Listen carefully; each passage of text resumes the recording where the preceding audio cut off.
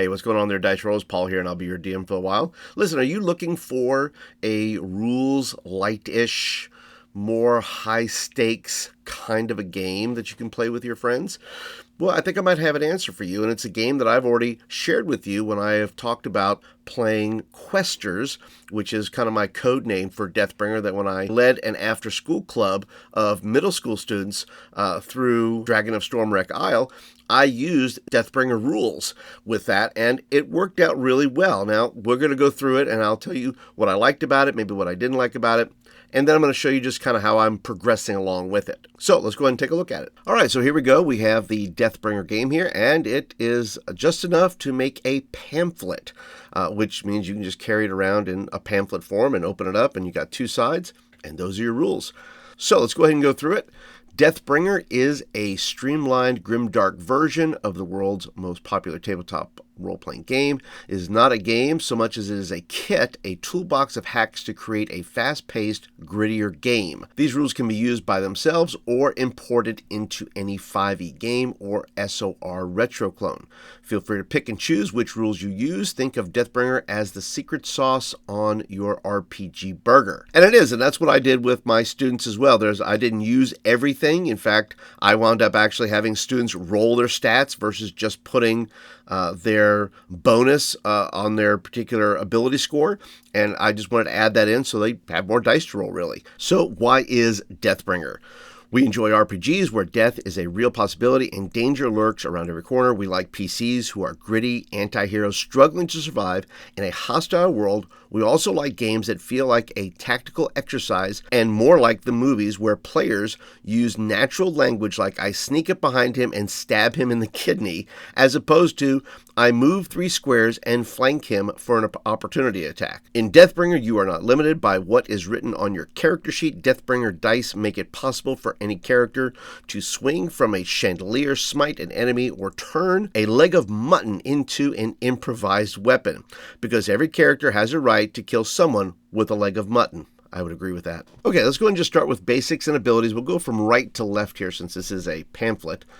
You can see here, you start out with 8 build points. Distribute these as bonuses between your 6 ability scores with no higher than a +6 in any one ability score. Ability scores range from 0 to +10. So basically you're giving your players, you're saying, look, here's your +5, your +2, your +1, your 0, 0, and a +1. So you can plug those in anywhere and you can stack them. So if you say I want a +5 and this +1 to be a +6, well, you can add those together. Then you scratch those off, and then you got your +2 and a +1. You can give yourself a 3 in something. So maybe a +6 in strength and a +3 in dexterity, and all the rest of them are zeros. But you can go ahead and scatter them around as you wish. And then it gives you the definitions here: strength added to melee weapon attacks, dexterity. Talks about missiles and stealth climbing, lockpicking, acrobatics. Constitution is save versus poison. You can carry items, which is your con, +10 for each day of rest you regain. Hit points equal your con. It says, note, con does not add to HP, so there are no bonuses for that. Intelligence, add to spellcasting rolls. History knowledge, +1 indicates literacy. Wisdom, add to mind-based saving throw, searching, perception, and tracking. And then charisma, add to all reactions, checks, charm, deception, intimidation, performance, and persuasion. And then it repeats there, your ability score is your proficiency bonus, skill level, and natural ability. A +1 strength means you are proficient with all hand weapons. A +1 dex means you are proficient with all ranged weapons, acrobatics, climbing, stealth, etc. Your hit points, pure hit dice, do not add con.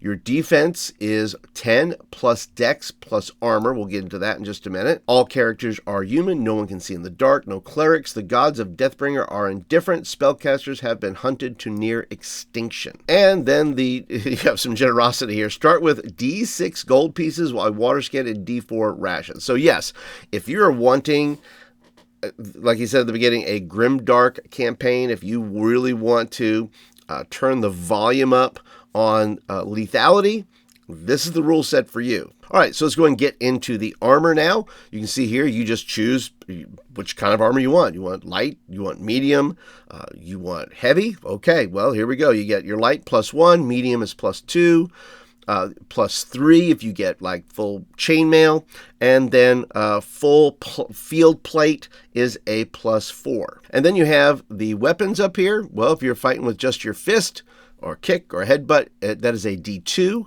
So you go D4 -2. D4, that's a bone, a club, a dagger, an improvised weapon, like a leg of mutton. D6, mace, short bow, steer staff.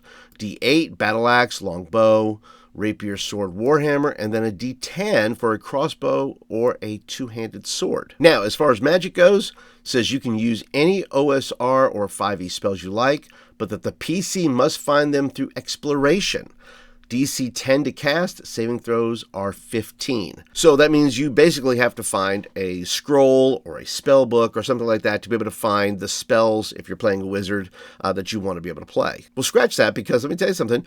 You can't play a wizard. Well, you do play a wizard, but there's kind of a different take on that. Let me show you over here the different things that you can play. Your Deathbringer class right here, that's your fighters. Your Grimscribe, that is your spellcaster. You have your Scoundrel, which is your rogue. Then you have a Witch Doctor, which is kind of like a cleric. Then you have the Plague Doctor, which is kind of part alchemist, part cleric. It has the ability to create potions of healing and things of that nature. And the last little thing that I'll talk about here, you can see right here is the is your character sheet, and it's super, it's one little sliver of page there. You have what's called the Deathbringer dice.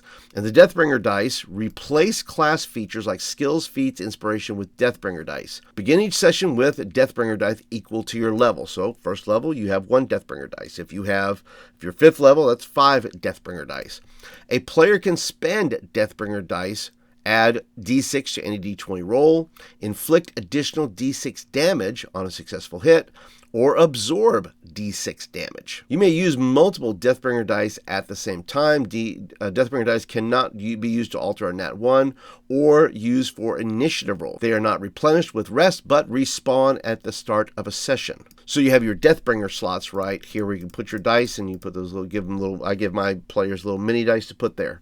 Now, the only thing about Deathbringer dice is, as compared to, say, 5e, it becomes a little fiddly bit, because it's just like, how players sometimes forget the resources they have, or what's in their sack, or what's, those things. Sometimes they forget that they have Deathbringer dice. So that has to be emphasized, that you have a resource here that you can be able to use to help your character. All right, one little bit, and then we'll go ahead and be done with this. And this is how we roll. Advantage and disadvantage for cover, low visibility, having the proper tools, etc. Natural 20 means plus 12 damage, and you lower the opponent's defense by 1. Natural 1 is a critical failure. Quiver is empty. You are disarmed, or critical miscast. And I would say, your weapon breaks. Tough luck, right? You get that 1, and that's it. You're fighting with a leg of mutton. That's it. The bone breaks, and you're done with that. And I'll flash back here just to talk about the miscast. The critical miscast, that if you're doing a spell and you critical miscast on that, well, they have the chart that you can go ahead and roll on here. 1 through 10 is fizzle, spells fails, ghostly laughter fills the room. 11 to 15, backfire, caster takes damage or effect. 16 through 19, a disaster, caster ages D20 years, loses a level, gains a mutation, summons a hostile monster, disintegrates all armor within 100 feet, hits the wrong target for full damage, or something equally horrifying. And then last but not least, on a 20, catastrophic. Caster explodes in a shower of gore. So you can see there that, once again, the stakes are super high, but I see this as an opportunity for a lot of fun. All right, and that's the Deathbringer Rules Light Set toolbox for 5e, OSR, whatever you want to use it for. And I really enjoyed playing this. I enjoyed running it. My students that were playing it forgot all about their Deathbringer dice until I had to remind them of it, which sometimes DMs have to do. But otherwise, I enjoyed playing. And believe it or not, as grimdark as it was as the sense of what comes up, none of the players' characters died. So we didn't have to worry about that. And it's not because I was pulling punches. It just didn't come up. It just didn't happen. They wound up rolling really high or making some other kind of good decision that got them out of trouble or whatever it is.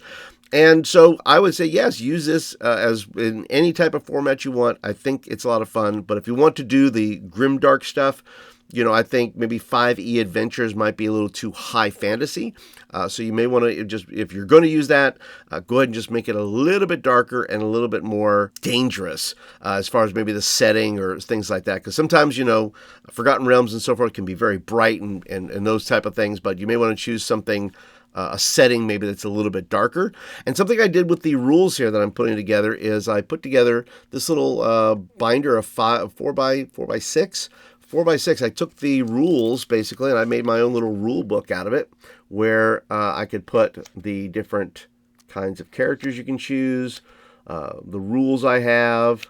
So you can see there, just a really simple little book. And I'm going to wind up putting some other types of things, charts and other things in here that be able to use with that. So I'm going to make a little patch is what I'm going to do. I think I'm going to have a special order a patch with this on it and then be able to use that at the table. So, but you let me know what you think. What do you think about this? Do you like light rule games like this? Do you like it more grimdark? Leave me some comments down below.